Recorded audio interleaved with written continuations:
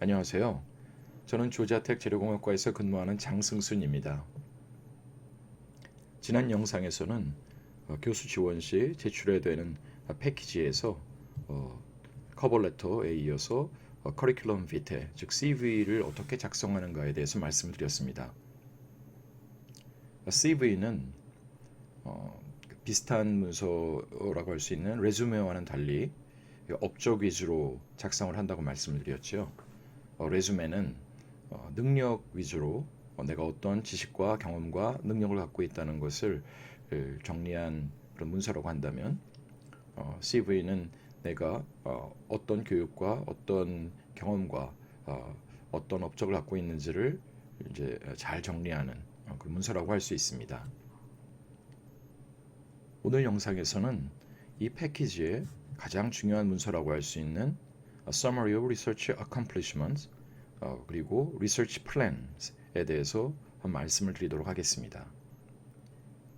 Research Accomplishments는 말 그대로 그 연구 업적을 얘기하는 것이죠. 연구 성과를 얘기하는 것인데 이것을 어떻게 정리할 것인가에 대해서 결국은 말씀을 드리게 되겠습니다. 제가 포스닥을 하면서 교수 지원을 준비했던 시기, 즉 2000년 대의 초반, 2001년부터 2005년, 6년, 7년에 이르는 그 가운데에서는 주로 나노 사이언스와 나노 테크놀로지가 굉장히 큰 관심을 받고 있었던 시기였고요. 그렇기 때문에 제 연구 주제도 이에 걸맞게 양자역학과 통계역학을 사용하여서 물질이 갖는 특별한 현상, 즉 사이즈가 굉장히 나노미터 수준으로 작아졌을 때 벌크 페이즈, 즉 거시적인 큰 사이즈를 갖는 상태에서는 보이지 않는 특별한 그런 성질들을 연구하는 것이 바로 제 토픽이었습니다. 그래서 제 연구 업적을 정리하는 Research Accomplishments를 작성을 할 때는 먼저 제가 어떤 방법론을 썼는지, 제 연구 주제에 적합한 방법론인지 이런 것을 먼저 잘 표현하는 연구 방법론에 대한 설명을 좀 먼저 했었고요. 그리고 뒤에 이어서 제가 가지고 있었던 그 연구 주제들 하나하나를 이제 설명을 하면서 그것들이 또 어떤 학술지에 출판이 논문으로서 퍼블리케이션이 되었는지에 대해서 요약해서 설명을 했지요. 그리고 리서치 플랜은 앞으로 어떤 연구를 할 것인가를 또 잘 정리한 그런 문서가 되겠는데요. 그래서 그 연구 계획을 설명할 때에는 이 연구가 내가 하려고 하는 연구가 왜 중요한 연구인지, 왜 해야 될 필요가 있는 연구인지를 설명을 잘 한 다음에 그 다음에 그것을 위해서 대략적이지만 그러나 그것을 읽는 사람이 충분히 가능성을 잘 판단할 수 있도록 충분히 구체적인 내용들을 잘 기술하는 것이 중요하다고 할 수 있겠습니다. 그래서 내가 가지고 있는 좋은 아이디어의 그 핵심적인 부분들을 간결하게 잘 설명을 하고 그리고 내가 여태까지 쌓아온 연구 업적들을 비추어 볼 때 내가 이 좋은 아이디어를 실현할 수 있는 연구할 수 있는 그 충분한 개연성이 있다, 충분한 가능성이 있다는 것을 잘 설명할 수 있도록 해야겠습니다. 네, 지금까지 이렇게 간략하게 설명을 드렸는데 이것을 통해서 벌써 짐작을 하셨겠지만 연구의 업적과 연구의 계획은 서로 이렇게 연결되는 부분이 많이 있습니다.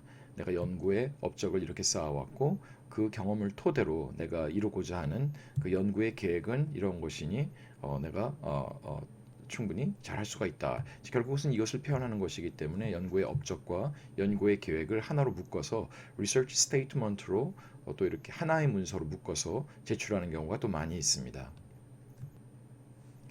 그 리서치 스테이트먼트의 구조를 좀 살펴보면요. 먼저 대략적인 그 개요를 설명한 오버뷰가 이제 있겠습니다. 여기에는 그 어떤 전체적인 그 시대의 어떤 상황 그리고 어떤 연구가 전체적으로 필요한가에 대해서 설명을 하는 그런 오버뷰가 되겠죠. 그 이후에는 그 내가 사용하는 방법과 전체적인 그 어떤 스트래티지에 대해서 설명하는 부분이 이제 따르게 됩니다. 그리고 그 다음에는 구체적인 그 연구 주제 그 구체적으로 계획하고 있는 연구 주제에 대해서 이제 나열을 하게 되는데 보통 제가 봤을 때 연구 주제를 하나만 제시하고 있는 경우는 거의 없었고요. 하나 이상, 즉 두 개 또는 세 개, 뭐 그 이상의 연구 주제들을 가지고 계획을 세우는 경우들이 대부분이었습니다.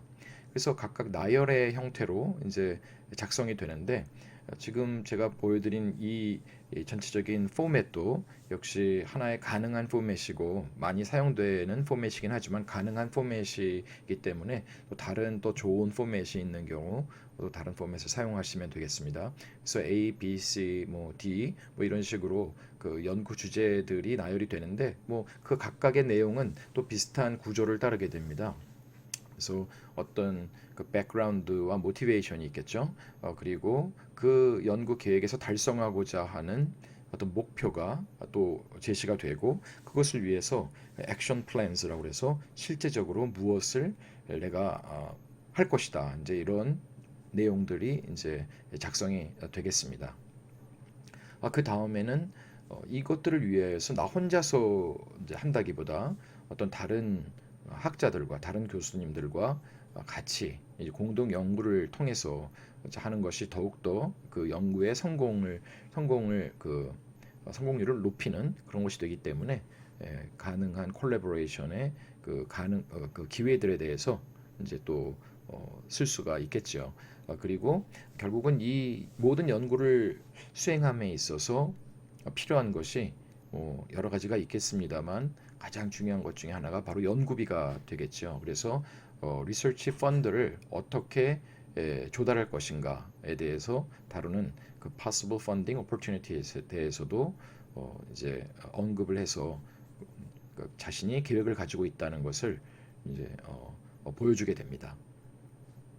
이러한 리서치 스테이트먼트를 작성할 때에는 그 읽는 사람이 잘 읽고 이해할 수 있도록 물론 문장도 간결하고 명확하게 작성이 되어야겠지만 그 이해를 돕기 위해서 가능하다면 아주 명확하게 잘 그 메시지를 전달하는 그림 등을 사용하는 것이 굉장히 중요하다고 할 수가 있겠습니다.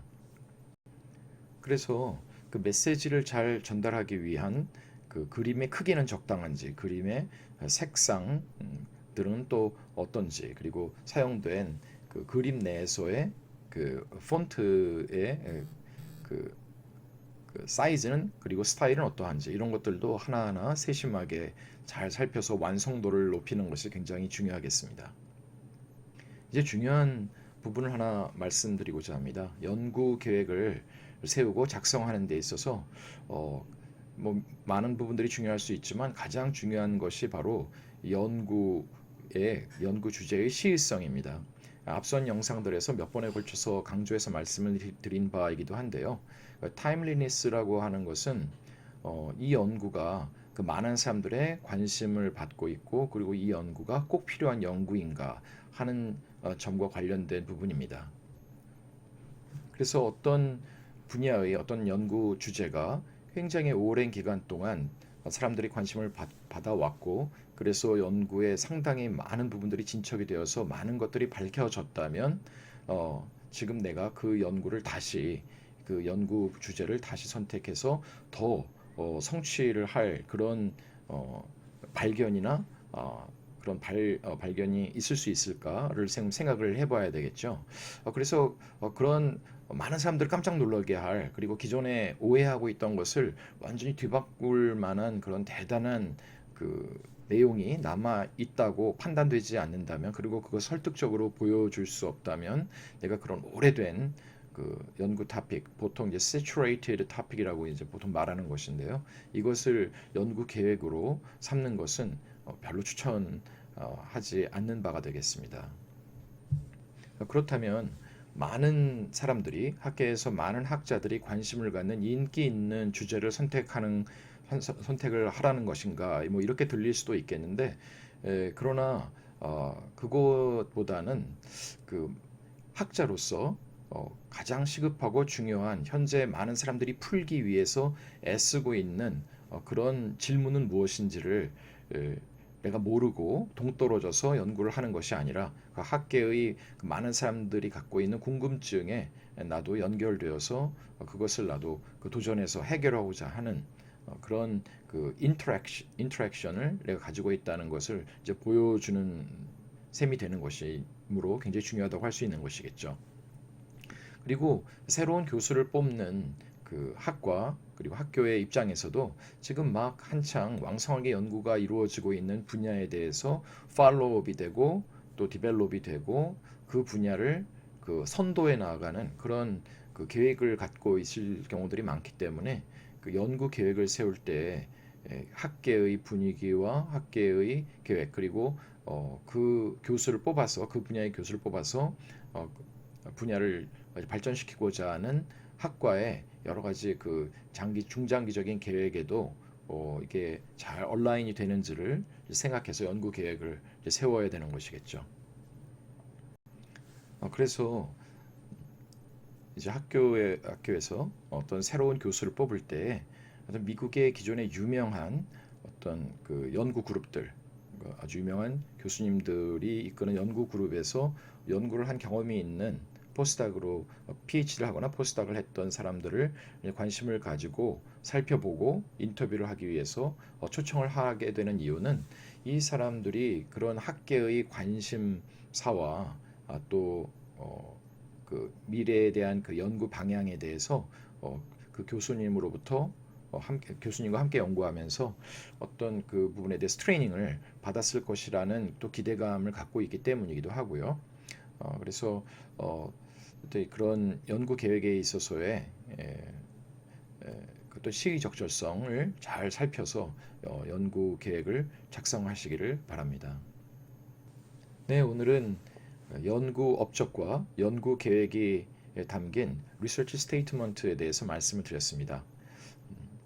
또 많이 생각하면 할수록 이것은 또 어떻게 해야 되는지 저것은 또 어떻게 해야 되는지 이런 궁금증들이 많이 있을 수도 있고 그것도 직접 한번 작성을 해보면서 또 부족한 부분들을 또 이렇게 보완해 나간다면 리서치 스테이트먼트를 잘 작성할 수 있으리라고 보고요. 그리고 본인이 작성한 리서치 스테이트먼트를 본인만 소중하게 잘 보고 이렇게 제출을 하는 것이 아니고 주변에 또 믿을 만한 분들에게 또 보여드리고 또 자문을 구하고 그것에 의해서 개선을 또 끊임없이 해 나가면서 지원을 하는 것이 좋다고 생각합니다. 그래서 어떤 초창기에는 이런 모든 문서들이 좀 서툴게 작성되는 면이 없지 않아 있다 하더라도 시간이 지나면서 그리고 지원의 횟수가 늘어나면서 그 연구 계획이 그 연구 업적과 계획에 대한 리서치 스테이트먼트가 더욱더 잘 이제 개선이 되어서 준비가 될 수 있으리라고 믿습니다. 네, 오늘 영상은 여기까지 또 해서 인사를 드리고요. 다음 영상을 통해서 뵙겠습니다. 네, 안녕히 계세요.